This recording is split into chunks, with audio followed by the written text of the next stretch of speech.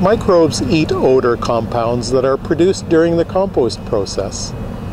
Many of these compounds are produced when there's not enough oxygen present, and these include hydrogen sulphide. By being able to measure hydrogen sulphide at very low concentrations, we can do three things at a compost facility. Firstly, we can estimate the effectiveness of our odor control system, such as in this case, the biofilter. Secondly, we can relate the hydrogen sulphide emission to the impact that it has in our community, our neighbors. And thirdly, by measuring hydrogen sulphide on an ongoing basis, we can understand the variation that there is in the compost process. Let's explore these three things a little further. We can measure how efficient our biofilter is at removing odor. In this particular facility, the air coming out of the compost facility comes up through this bed of material, and it takes about 30 to 45 seconds for this air to go through. And there's two things that happen on its way through. Firstly, odor compounds are absorbed in the water layer that surround the woody particles in the biofilter.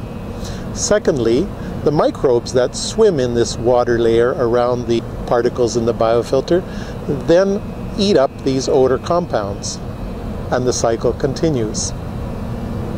When we measure hydrogen sulphide coming into and then out of the biofilter, in this particular biofilter, we see a 91 to 96% reduction of hydrogen sulphide, and we relate that to odor reduction. Secondly, we can relate hydrogen sulphide emission to the impact that this biofilter and this compost facility has on the community. When we measure hydrogen sulphide concentrations above 200 parts per billion coming out of the biofilter, we know that we may negatively impact our neighbors.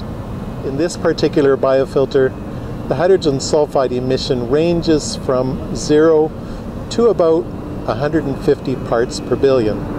Thirdly, by measuring hydrogen sulphide on an ongoing basis, we can understand what's happening in the compost facility.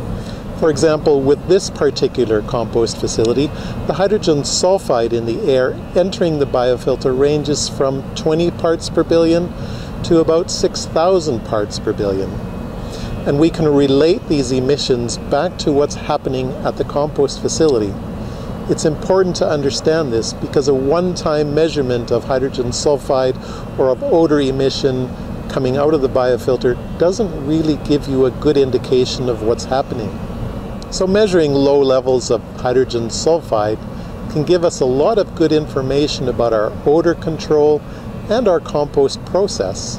In the next video, I will talk about some more stinky compounds and how they may impact our community even at very low concentrations, and how do they get there? My name is John Paul. I'm a waste management scientist. Thank you.